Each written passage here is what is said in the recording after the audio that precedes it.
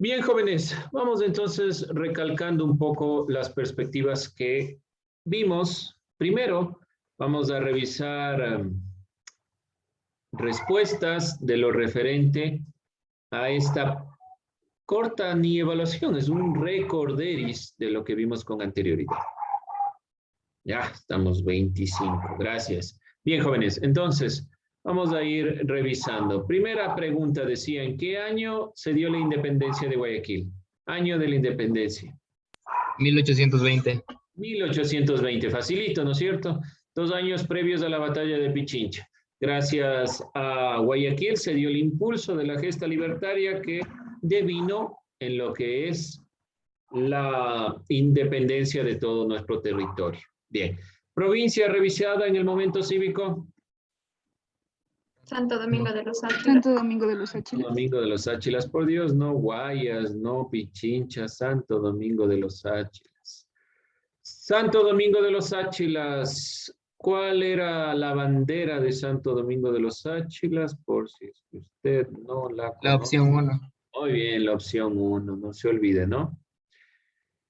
¿Qué más? Vemos última pregunta. Ya exactamente la fecha de la independencia.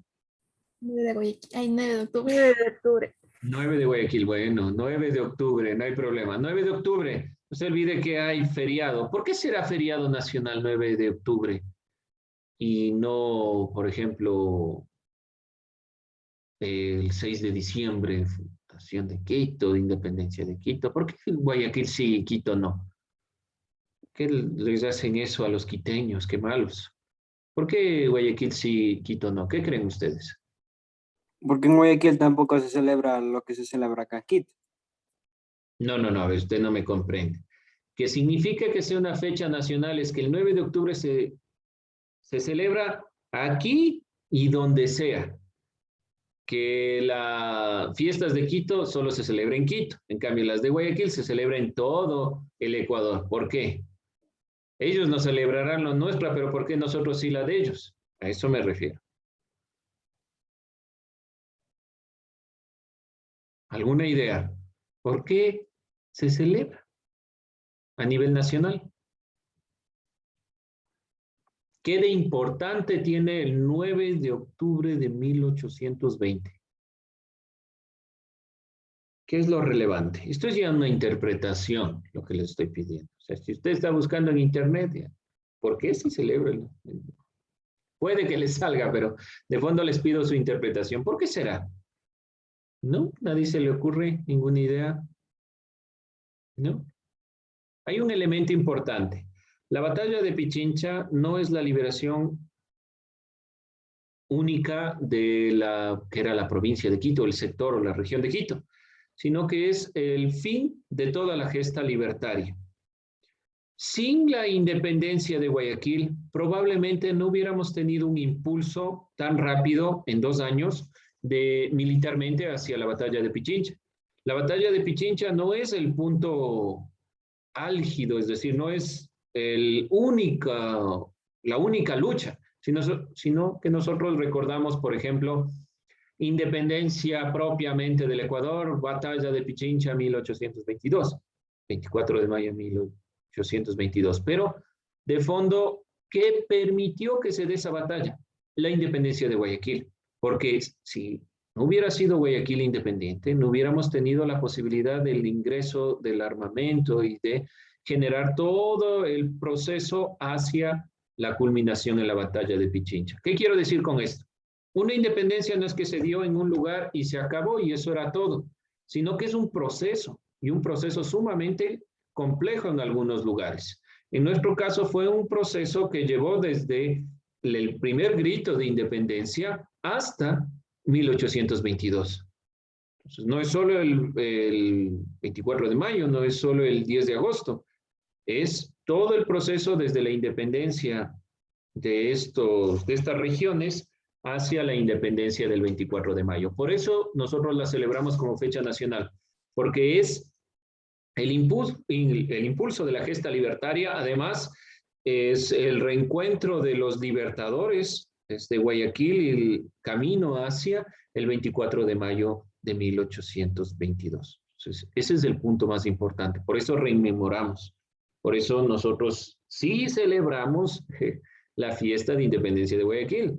Entonces no dirán, no, yo no salgo con la banderita porque no soy de Guayaquil. Bueno, pero no es ese el punto. El punto es que todos como país, gracias a ese hecho histórico, se impulsó el camino hacia la independencia en la batalla de Pichincha y a la independencia en general. Bien, jóvenes, no se olviden estos elementos y no se olvide sobre todo poner atención a lo que se vaya retratando en los momentos cívicos en general. Yo de lo que veo estamos bien con este recuento de las preguntas cortas que las hicimos. Son preguntas sencillas, solo puntuales, de recordar lo que nosotros hemos estado viendo. Vamos a reestructurar un poco las perspectivas de la clase anterior. ¿Me ayudan, por favor, recordando qué vimos la clase anterior? El tema general.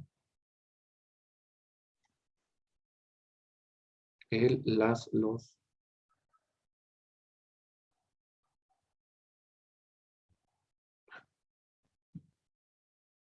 Tema, título. Filosofía. No emprendimiento. Saque filosofía.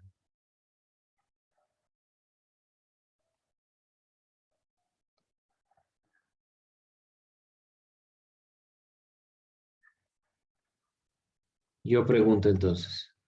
Jean-Pierre. Título, clase anterior.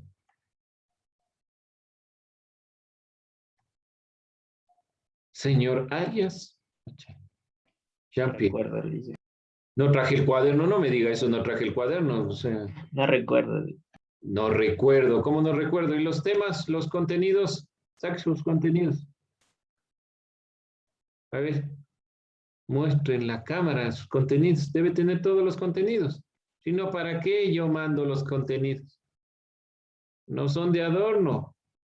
Jóvenes. El pensamiento filosófico como esfuerzo para explicar la sociedad. Isaac, ¿me está preguntando o me cuenta? No les fue lo que vimos en la anterior clase. Gracias. El pensamiento filosófico como esfuerzo filosófico, como esfuerzo para explicar la sociedad. Muy bien. Estuvimos hablando de dos conceptos fundamentales. ¿Cuáles eran estos conceptos? ¿Alguien recuerda los conceptos importantes que revisamos en cuanto a la filosofía y la sociedad de la antigua Grecia para los griegos? Conceptos relacionados con la sociedad. La sociedad griega tenía una concepción orgánica de la naturaleza y de la sociedad. Bueno, está bien que no se olviden de eso. La sociedad griega tenía una consideración, una concepción orgánica. ¿Qué significaba esto de orgánica, Sebastián? ¿Qué quería decir? Que sea orgánica.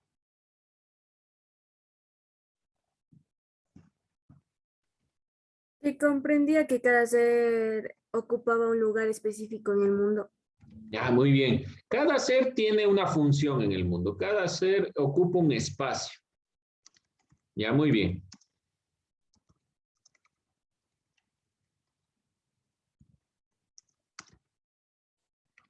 Cada uno cumplimos una función en el espacio. Dentro de esta consideración vimos dos conceptos. ¿Alguien recuerda estos dos conceptos ligados a los griegos? Conceptos ligados a la sociedad.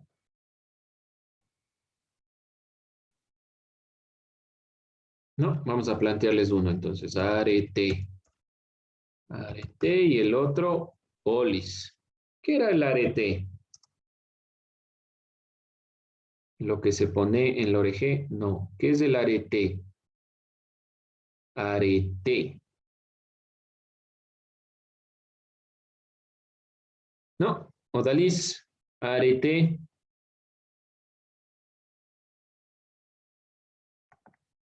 Entonces vamos desde aquí, ¿ya? Vamos a reconstruir desde aquí. Para la sociedad griega existen dos conceptos importantes de análisis. La filosofía en la antigua Grecia tuvo fuerte preocupación por los asuntos relacionados con la vida práctica.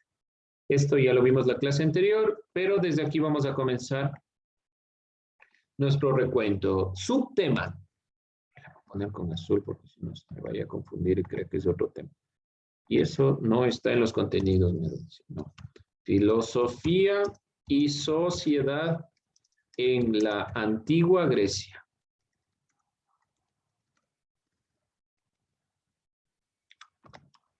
Ya, entonces, la filosofía en la antigua Grecia considera dos conceptos sumamente importantes. ¿Por qué? Porque la preocupación para los griegos fue la vida práctica, la vida en sociedad. Conceptos que les preocupó griegos, arete y polis. Arete es una palabra griega que tiene dos significados. Nosotros nos vamos a basar solo en uno. Arete se lo puede explicar como virtud. Arete es virtud. Esta es la que nos interesa a nosotros, la explicación como virtud. O también arete puede ser honor. ¿Qué significa virtud? ¿Qué significa virtud? ¿Alguien alguna idea? Virtud. Virtud. ¿Qué es la virtud? Busque en el diccionario, no hay problema. Búsquelo en el diccionario. Ponga la palabra virtud.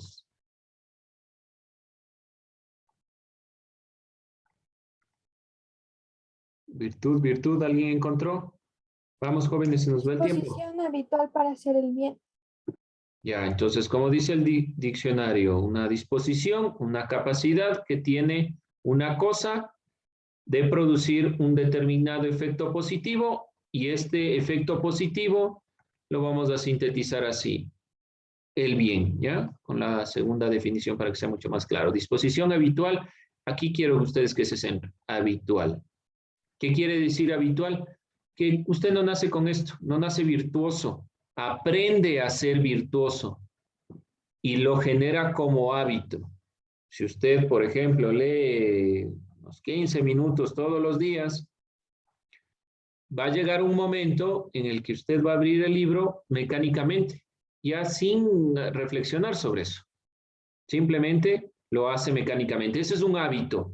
Y la virtud es la consideración habitual para hacer el bien. La virtud la vamos a definir ya directamente. Virtud es la expresión de los más altos ideales. Alcanzar los más altos ideales del humano. Lo que más le enaltece al ser humano es la virtud, a los cuales el hombre ordinario no podría acceder. El hombre debe reflexionar, analizar, preguntarse, cuestionarse la realidad para realmente alcanzar la virtud. Todo este concepto del arete está dentro de un ámbito de la filosofía. La ética. Esto sí nosotros nos planteamos. La ética es una disciplina filosófica. Vamos a expresarla así. La ética es el estudio filosófico del comportamiento moral. Las personas suelen confundir los dos conceptos, moral y ética. La moral propiamente, y sacándolo del diccionario, es aquella que estudia el comportamiento de el bien y el mal. Pongo un ejemplo.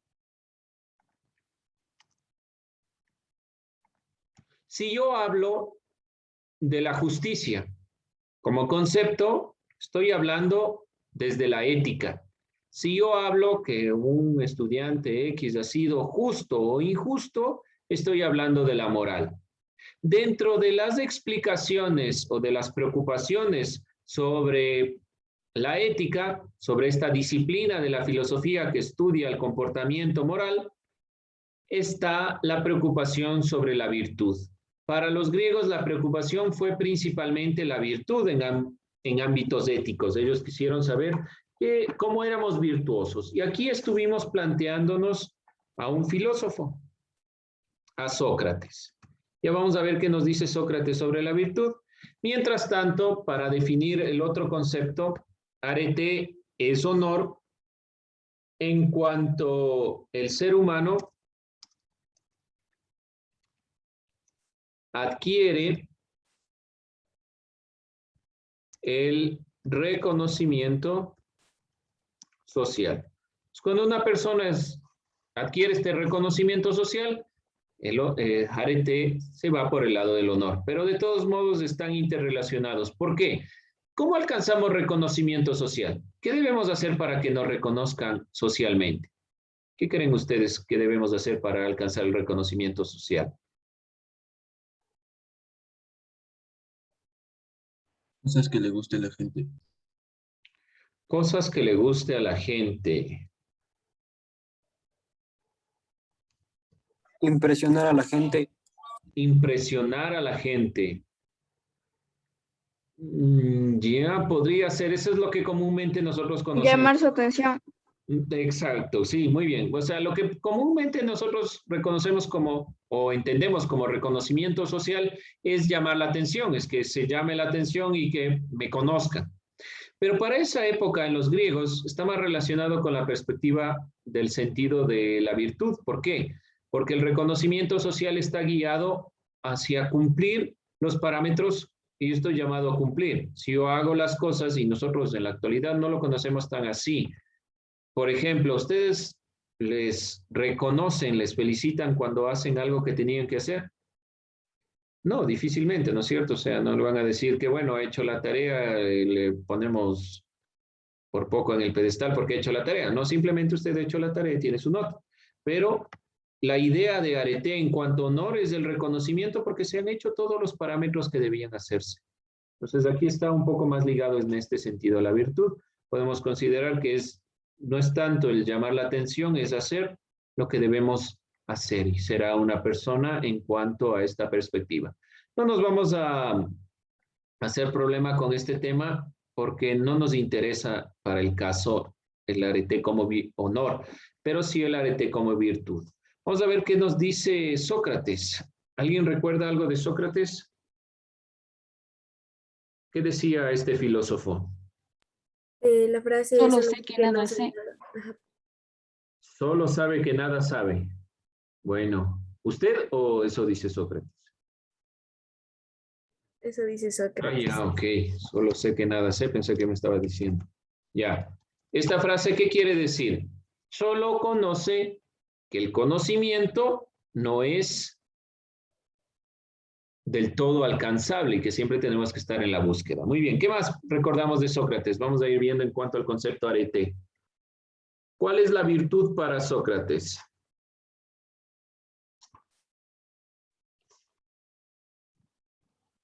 ¿Cuál será? Vamos a ver. ¿Cuál será la virtud para Sócrates? Tiene que ver algo con este solo sé que nada sé. ¿Cuál será?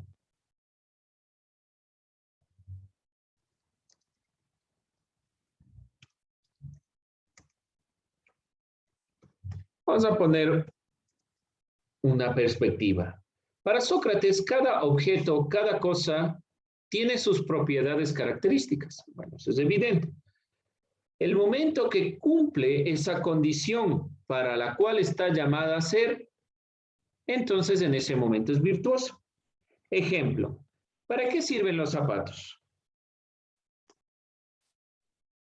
¿Para qué sirven los zapatos? Para ponerse.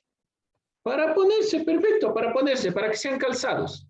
Si es, entonces, un calzado es para calzarse, es para ponerse, para nada más. Si cumple esa función en este ejemplo, entonces debe ser virtuoso.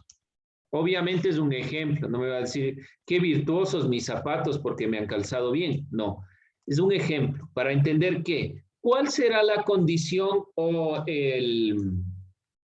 lo que está llamado a ser el ser humano. ¿Qué es lo característico del ser humano? ¿Qué es lo que le caracteriza? La inteligencia. La razón, muy bien. El ser humano razona. Por lo tanto, la virtud para Sócrates es la sabiduría. Cuando el ser humano piensa, analiza, cuestiona, entonces debe conocer qué es lo bueno. El momento que el ser humano conoce qué es lo bueno, debe guiarse por lo bueno. La virtud para Sócrates es la sabiduría, capacidad racional de evaluar el bien y el mal. Ese es un elemento importante. Sócrates también planteó otras perspectivas importantes como su metodología, la mayéutica, no se olvide, dar a luz las ideas, pero de todos modos para este tema nos quedamos con esta perspectiva. Si nosotros nos guiamos por la razón, por lo tanto debemos hacer el bien. Mediante esta perspectiva, Sócrates mira que el conocimiento es lo más relevante. ¿Alguna inquietud, alguna duda hasta ahí? ¿Preguntas? ¿No? Bien, jóvenes, con eso entonces nosotros cerramos esta clase, tomo lista y nos vamos. Aunque debemos ser los mismos que realizamos la evaluación, pero de todos modos.